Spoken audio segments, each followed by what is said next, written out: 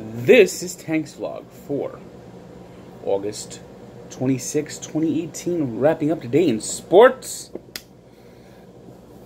I thought the Nationals played in Washington, D.C. But what I saw today was more like Washington, DOA. Mets Nationals on a Saturday afternoon. I wish the Mets would play more afternoon games. 4 o'clock was a good start. I really like that time. I really like playing day games. I go to the night games, Saturday night games. But to me, there's something special about baseball played on a sunny skies, no lights. This is what true baseball is. I wish we had more day games. I don't understand why the Mets play so many Saturday night games. But the Mets got another great performance by Zach Wheeler. Zach Wheeler has been outstanding the last 2 or 3 months. I mean, this is, I think you can officially now declare the Zach Wheeler the Mets thought they were going to get has finally arrived. I mean, he had Tommy John surgery, missed 2 seasons. Last year, he was awful. Got off to a slow start this year. Actually spent some time in Vegas. And now he's just mowing people down.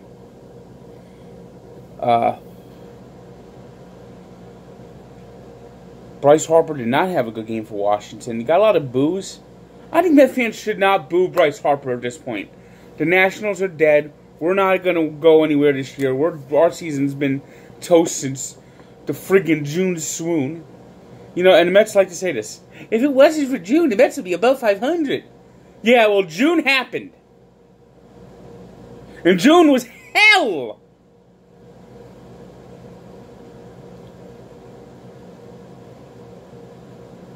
And Med Rosario, nice home run. Med Rosario had a really good game today. He took some good pitches, got a couple of hits. He's got to find a way to figure out how to steal bases. I mean, something that fast, he's not been good stealing bases. And it would be nice if he could improve that aspect of the game. But Med Rosario hit a home run in the 7th. The 6th, excuse me. The 6th. Mets got a home run by Todd Frazier in the 7th and added another run in the 8th as they buried the Nationals for the 2nd straight day, 3-0. Now, as for Bryce Harper, we want Bryce. We want Bryce next year in blue and orange. So everyone should be cheering, we want Bryce. We want Bryce. We want Bryce. And by the way, for the record, it was me, the loud fan, that's mentioned in the Newsday article. I'm the one that tried to shout and get everyone to start chanting, we want Bryce. It was me. But the Mets won 3-0. Unfortunately, I know we're not going to get Bryce because he's at Lord & Taylor, and the Mets go do their shopping at Dollar Tree.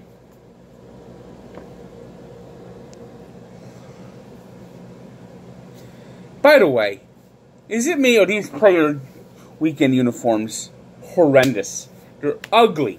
And you know what? They're even uglier in person. I mean,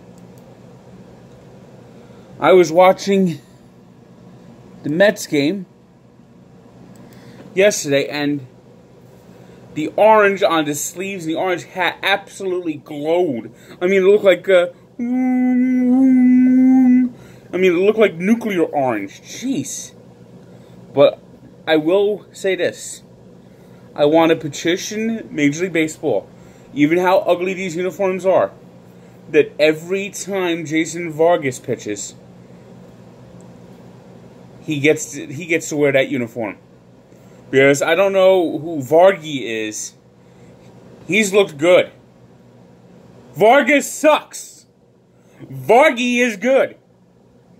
Maybe the Mets could petition to let him have the name Vargy on the back of his uniform for the rest of the season.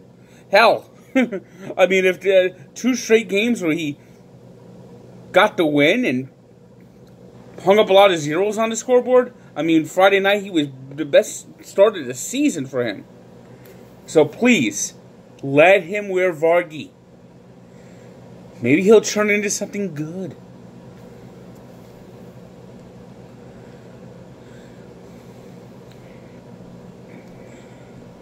Perhaps the most dramatic moment Saturday came in Coors Field, as Matt Holliday, who recently returned to the Rockies after a decade. He was a big hero for the Rockies, was their key player as they made the run to the 2007 World Series, that unforgettable slide home against the Padres. And now he's back home in Colorado. He spent a long time in St. Louis, and he beat his former team today. Hit a home run in the 7th inning to break a scoreless tie as the Rockies crushed the Cardinals 8-1. This wild card pitcher in the National League is an absolute mess. I mean, it got even tighter on Friday, thanks to the Rockies win over the Cardinals. An absolute just stunning result. We got the Dodgers. They gained the game in the wild card pursuit as they got a big hit by Justin Turner to beat the Padres in 12 innings, as they had to deal with a power outage at Dodger Stadium. There's been a lot of power outage in the Dodgers this summer. Brewers, they missed a chance to gain a game today as they were absolutely crushed by the Pirates. So right now you got 3 teams like with a half game at the top. You got the Dodgers 3.5 back, and you got the Phillies, who are just look like a team that's just about could be in trouble, as they suffered a second straight loss to the Blue Jays, 8-6 over the last week. The only games they seem to win are the games that Aaron Nola pitches.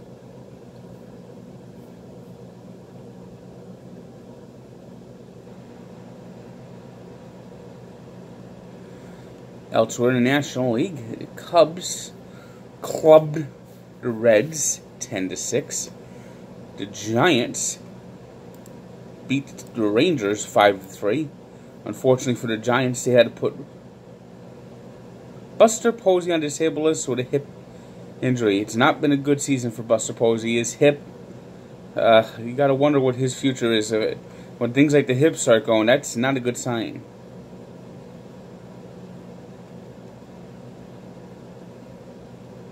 The Marlins beat the Braves 3-1.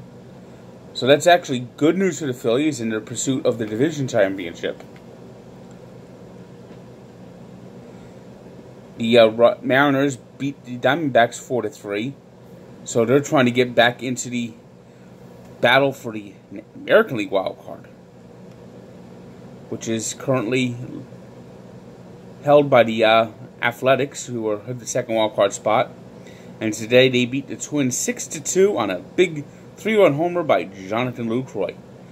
And the A's pursuit of the Astros has become a little tenuous, as the Astros have gotten back on track and have just gone into Anaheim and just battered the Angels last few days. Marwin Gonzalez had a big home run today and an 8-3 win over the Angels. The Yankees are finally figuring out a way how to beat the Orioles. I mean, big comeback win on Friday night, and on Saturday swept a doubleheader. In the first game, Giancarlo Stanton had his 300 home run taken away from him by Chris Mullins. Highway robbery at Camden Yards, but it was a big offensive game by Aaron Hicks, and solid pitching by Jay Happ. In the nightcap, Sonny Gray, with perhaps his best start as a Yankee, tied up the Orioles. 5-1 win. First game was a 10-3 win, And even better news for them is the Red Sox have lost a second straight game at Detroit, losing to the Rays 5-1. So the Yankees actually gained a whole game and a half with their doubleheader sweep.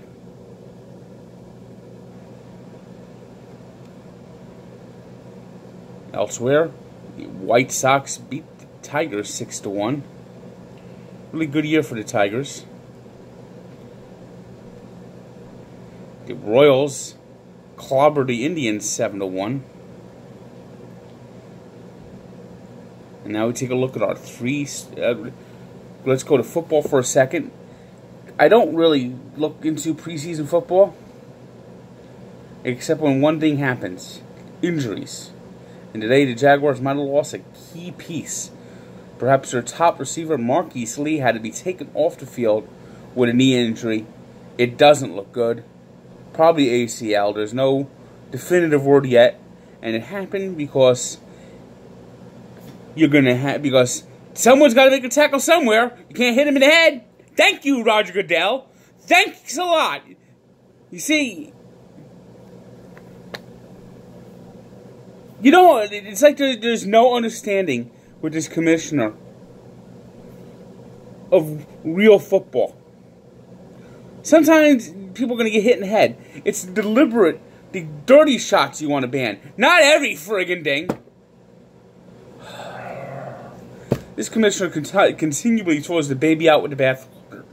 I swear. He's a total friggin' moron. Incompetent. Incompetent. By the way, if you want an incompetent shirt, go to tuma.com and click store. You can buy the incompetent shirt to help support the podcast. Allow me to be frank, which we podcast, which we're going to probably record another one on Monday. We'll drop Tuesday, and also buy the t-shirt Allow Me to Be Frank. Wrapping up with our 3 stars today, it was German Marquez of the Rockies, who allowed just 3 hits in 7 innings, while striking out 9 Cardinals. Sonny Gray, who allowed 3 hits in 6 1/3, with 7 strikeouts for the Yankees in the second game of doubleheader. And Aaron Hicks, 3 for 5, couple of doubles, home run, as the Yankees beat the Orioles in the first game of the doubleheader. Today's sports birthday shout-out goes to the NBA's MVP, the Beard, James Harden, who turns 29. And we take a look back to 1933 when Helen Wills-Moody lost in the finals of the U.S. Nationals. Back then there was no Open. It wasn't the Open era would not begin until 1969, so it was amateurs all the way. And she lost to Helen Jacobson 6-8, 6-3, and had to pull out of the 3rd round, trailing 3-0. And this was the championship, and it was her first time she lost a match in 158 straight matches. She had not lost since 1927. Truly one of the greats of tennis that people don't even talk about anymore because it was so long ago in a different era. So check out the full story of Barstool Sports and Sports Encyclopedia, where sports history lives. Good day.